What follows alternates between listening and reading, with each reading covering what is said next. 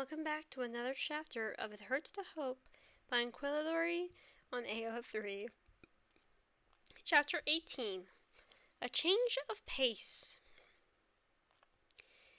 It takes them a long while to separate from the hug, but once they do, things move rather quickly. Pearl makes it very clear that while she doesn't expect to stay on the Hermitcraft permanently, she's not going anywhere until they figure out how to remove the block on Zelqua's memories. Exuma agrees, and Mumbo offers Pearl a guest room and dinner. Exuma and Scar end up staying for dinner as well, and it's a chaotic, joyous event. Zelqua smiles so hard it nearly hurts his face. They don't speak any more of what they all learned, though Zelqua can tell it still hangs around all of them. But thank the gods and the void, Pearl seems completely unbothered by the changes in her long-lost brother, and insists that now she can reuse all her old jokes. The hermits similarly refuse to be disturbed by Zelqua's past and embrace it just as surely as they did the rest of him. Zelqa learned rather quickly that all the hermits have their own demons, but he was still under the impression that a few were worse than his. But as it turns out, Exuma has a similar past to his, and Mumbo and Scar are just as violently positive as ever. Zelqa thinks that maybe they don't care that he's basically a science experiment for a dying race, and they're simply glad that they can help him move past it. It's a strange conclusion, but one that seems to fit with the hermits and their hodgepodge collection of eldritch beings and demigods, because there's no way Joe is anything but. After dinner, Exuma and Scar head out to their respective bases, and Mumbo takes off to his workshop. Zelqa says goodnight to Pearl and departs for his room, ready to lay awake half the night with too many thoughts running rampant in his head. Pearl knocks on his door 5 minutes later. Zelqa isn't even surprised. I should have known you would make a nest here. She snickers as soon as she sees Zelqua's bed, and promptly kicks her shoes off and flops backwards into the tangle of blankets and pillows. Zelqa, somewhere deep inside him, knows that if it were anyone else, he'd be incredibly upset to have them in his nest. He'd hiss and chase them out, because his nest was his home and safety and comfort. But Pearl is home too, and that's why he doesn't protest and clambers into the nest after her, feathers colliding with the delicate membrane of Pearl's moth wings. They settle down next to each other, almost instinctively knowing how to position wings and limbs so they're both comfortable. I wasn't sure whether you'd let me into your nest, Pearl admits once they're settled. There's something raw and vulnerable in her voice. Things are different now. Really, no matter how much I wish they weren't. I'm not entirely sure why I did, Zelqa says and curls further into the blankets. I've just got this instinct with you, like, I don't entirely remember you, but I'm fine with having you here. I want you here. Not even the Watchers could take away your goofy flock instincts, Pearl says with a giggle, and seems to catch on to Zelqa's confusion. It's an avian thing. You instinctively want people to add to your flock, and once you've added someone, they're practically like family. More than that, even. They're the only ones that you would let into your nest or be fine with being completely vulnerable around. And you were part of my flock? Zelqa asks, curiously. Though he already knows the answer even before Pearl nods. Are we still flock? I mean, I've always thought so, Pearl whispers, and her antennae twist around, betraying her anxiousness. But it seems you've managed to flock with others here as well, even if you didn't entirely know what you were doing. So, if we're not anymore, that's fine too. I think you'd know, though, if we are or aren't. It's an instinct thing. Pearl sounds torn when she admits that, as if she desperately wants to be flock with Zelka, but will respect his decision either way. It's a heartbreaking kind of acceptance, one that Zelka knows will destroy her if he confirms. So he considers her, pokes at the feelings he has when she's around, remembers the sheer elation when he heard her voice, the home, safe, sister, family feel he practically overflowed with when they embraced. If Pearl isn't Flock, he doesn't know who is. So he tips forward and gently nudges his head against her shoulder, letting out a low trill that could almost be considered a purr. Of course you're Flock, he tells her, and she lets out a breathy laugh that is part relief and part happiness. Good, because I don't know what I'd do if I wasn't, she replies earnestly, and bundles him against her. Zelka immediately melts into the embrace, relaxing and breathing in the feel of safe, nest, home. They lie in silence for several long moments, Zelka trying to gather his thoughts together, and Pearl content to wait until he does so. Finally, one question seems to rise up to the forefront, one that seems almost ridiculous, but also incredibly important. My brain calls you sister, he starts, and Pearl lets out a confirming hum, encouraging him to continue. But we're not. I mean, you're a moth. I was an avian, so. Oh, gods, no. We're not biologically related, if that's what you're asking. None of us on Evo were. None of us were on Evo. Jimmy has a sister on a different server, but I don't know about the others. But yeah, we just kind of became our own family, you know? Not official or anything, and definitely not by blood, but by heart. Is that what flocking is? In the base sense of the term, yeah. We were your flock. Me, Jimmy, Martin, Big B, Tortoise. I suppose you don't remember them. No, not really. The names fit in just like Pearl's did, but Zelka can't put faces to the words. He gets a flash of blonde hair, maybe the sound of something that might be a laugh. But the memories stay out of reach, just as stubbornly as always. Can I tell them? Pearl asks, and it's so quiet he almost doesn't catch it. Can I tell the others that you're okay? No! Zelka yelps, shooting up in the nest so fast he accidentally hits Pearl in the face. No, no, don't, please, don't, please. You can't. Hey, it's okay. Deep breaths. Pearl sits up next to him and puts an arm around his shoulders, crooning something quiet as she gently rubs his back. Listen to me, yeah? You can hear my voice. I won't tell them if you don't want me to. I won't tell anyone.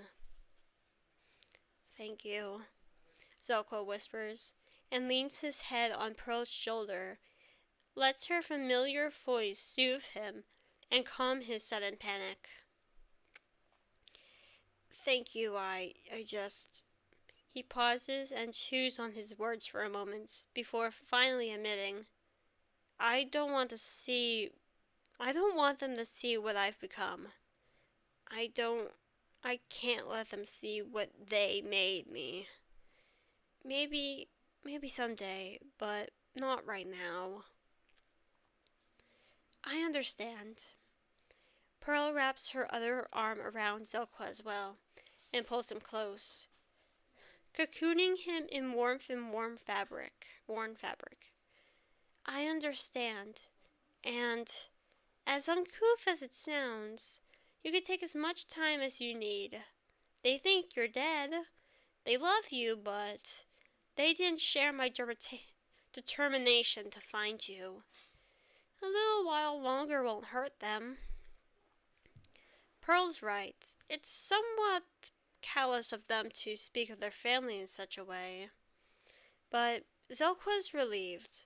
It means he doesn't have to go through the same pain experience with them as he is with Pearl right now. It means he could take some time to learn about this side of him, and they'll be none the wiser. They settle back down onto the pillows, and Zelqua fixes his stare on top of the bed. There's one more question he wants to ask Pearl, the one that he's most terrified to voice, and most interested to hear the answer for. He takes a deep breath and whispers his question so quietly it's a little more than a murmur. What was I like back then? Pearl falls silent for a moment. Zelqua isn't sure if he's insulted her or she's merely trying to gather her thoughts. A trickster, she finally says, and there's something wistful and fond in her voice. You were always pulling a new prank or cracking a joke. You could twist anything into a pun. You were an amazing builder. Your base was right on the sea, and it was beautiful. You were clingy as all hell. You stole all of our jackets and hoodies whenever you had a chance. That's what a real nest is made from, you know? Bits and pieces that remind you of your home and your family. I'm surprised you haven't stolen anything from your friends yet. You were stubborn as shit and hot-headed, but you were also caring and protective. If someone wasn't having fun with whatever prank you were playing, you'd immediately stop it. You never wanted anyone to be unhappy or upset. Your avian side is a macaw. I'm not sure if you knew that, but you had the most beautiful wings, red and yellow and blue. You could mimic any of our voices. Drove Jimmy nuts when you did it to him. You taught Martin how to mimic a creeper, and that's a week that still haunts my nightmares. Pearl falls silent and takes a deep breath. Her voice has gone from fond to sad, but there's still that undertone of joy as she remembers events that happened many years ago. It hurts every fiber of Zelqua's being that he can't remember them too, but listening to Pearl talk about them is enough for now. You were a friend, Pearl whispers, and there's definitely tears choking her throat now as she tells her dearest friend about his own past. A brother, family, a builder and a trickster, an empathetic man and a compassionate admin. You were Grian. She turns to Zelqua, and a crystalline tear slips from her eye. Zelqua feels similar ones prick at his own.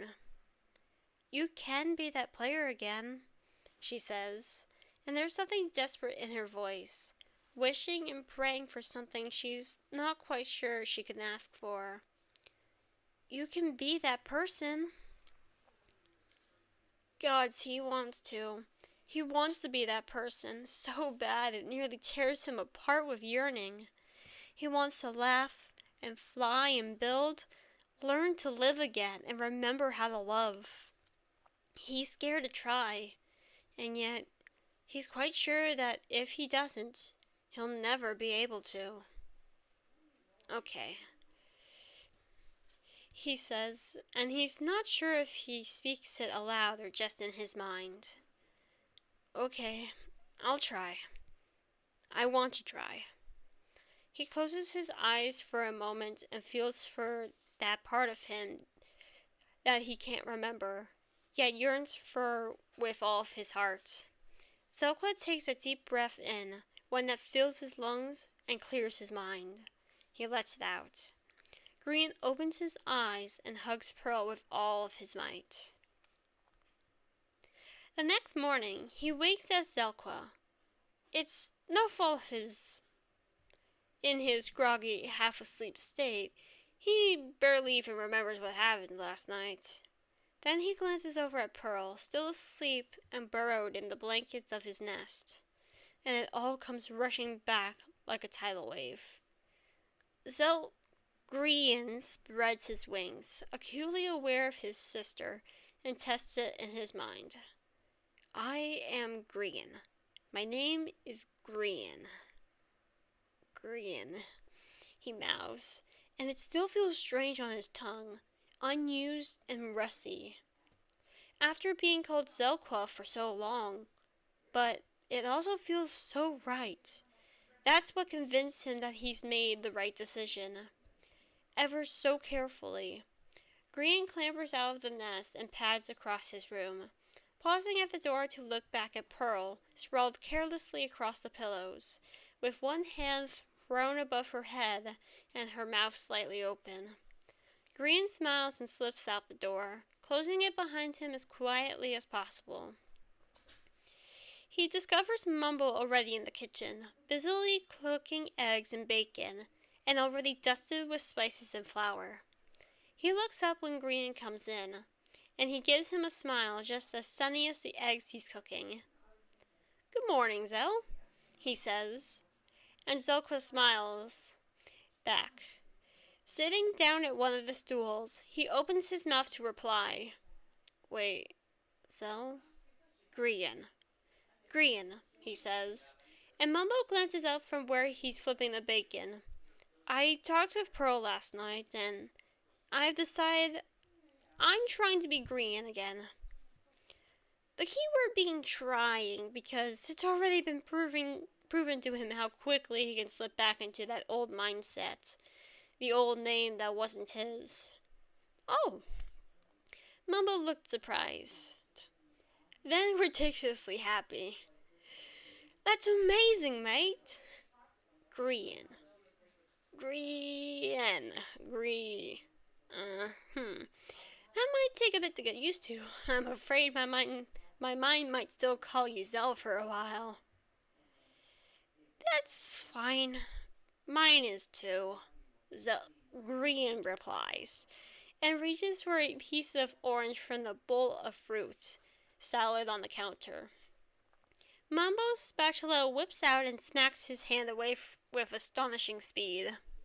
Green yelps and jerks his fingers back. "No fruit for naughty Greens until the table is set," Mumbo proclaims, wagging his spatula and trying to squash his grin into a frown. "I've invited Scar over. He should be here soon. Is Pearl up yet?"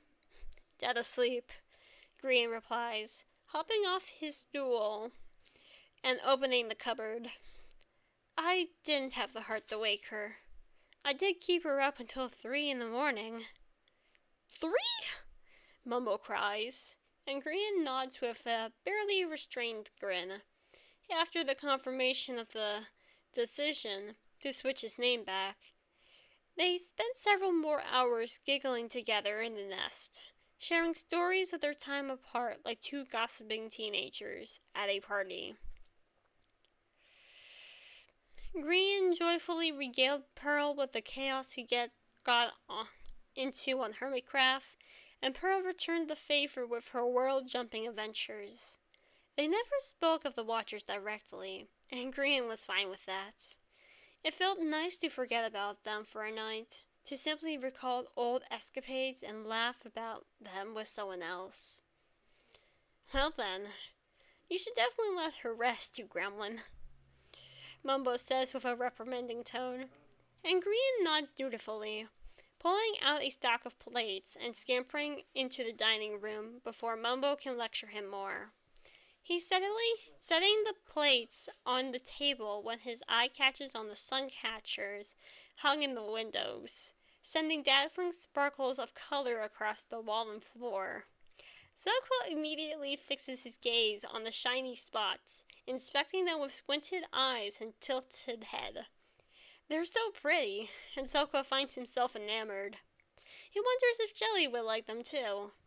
He pauses with one of the plates still in his hands, and he stares at the flecks of light. Zelqua blinks. Zelqua blinks. The plate slips from his hand and falls to the floor. He snaps out of his reverie just in time to see it shatter into pieces, so similar yet so different from the Suncatcher's lights. Zell! Mumbo bursts in from the kitchen, holding a spoon that is dripping bacon fat on the floor. Are you okay? Grian, Zelqua whispers, more for himself than Mumbo. I'm Grian. My name is Grian. Zelqua breathes in. Grian breathes out. Zelqua breathes in. Grian, he breathes. In and out. In and out. Like Mumbo instructs him when his vision tunnels and his mind runs in circles. Like Scar gently tells him to when he panics over little things. He breathes. And slowly, Grian relaxes. Blinking, he soon realizes that Mumbo is now standing in front of him, spoon tossed onto the table, and black shoes crunching over the plate shards. Are you okay? Mumbo was asking him, and it takes Grian a moment to nod. I'm okay. He nods and glances down at their feet, at the white pieces of ceramic scattered on the hardwood floor. Sorry about the plate. I've got plenty. Here, I'll clean this up, and you go make sure the bacon isn't burning, okay? Scar should be here in a few minutes, and I think I heard Pearl. So keep an eye out for her.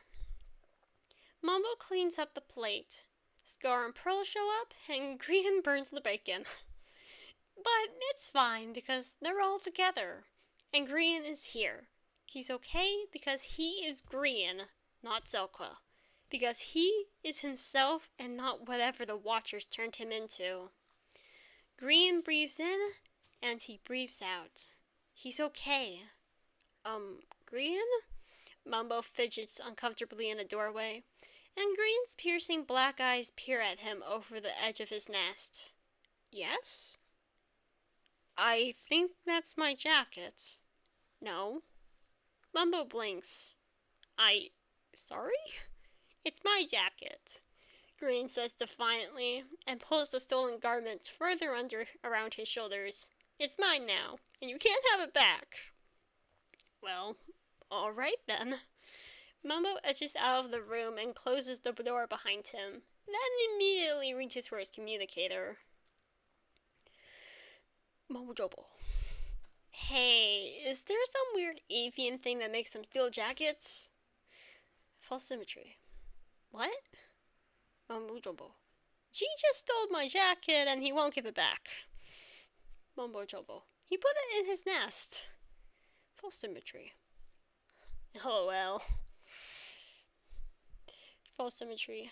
Avian nesting instincts. False symmetry. He wants fabrics and trinkets from his flock to add to his nest. I've got a whole bunch from hermits. I thought you knew about that. Mojobo. I'm flock? False symmetry. Mumbo, you spoon. Of course you're flock. I'd wager most of the hermits are at this point. I'll ask around and gather some stuff. Don't you worry, Mr. Jumbo. We'll get Grian his nest materials. Grian isn't sure how or why, but over the next few days, hermits seem to pop up practically by the hour, not so subtly gifting him bundles of fabric or well-loved clothes that immediately go into his nest. Scar drops off a whole collection of patchwork quilts. Doc's old lab coats are permanently stained with redstone. B-Dub's moss blankets are the softest thing he's ever touched. He personally steals several of Impulse's t-shirts, though Impulse doesn't seem to mind.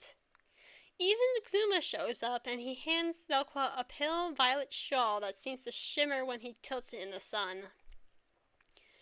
It's woven from the fibers of coarse fruit stems. The Voidwalker explains as Grian unfolds it and drapes it around his shoulders. But it doesn't have the teleportation abilities of the fruit. But they're a traditional fabric of my people. They're a piece of home.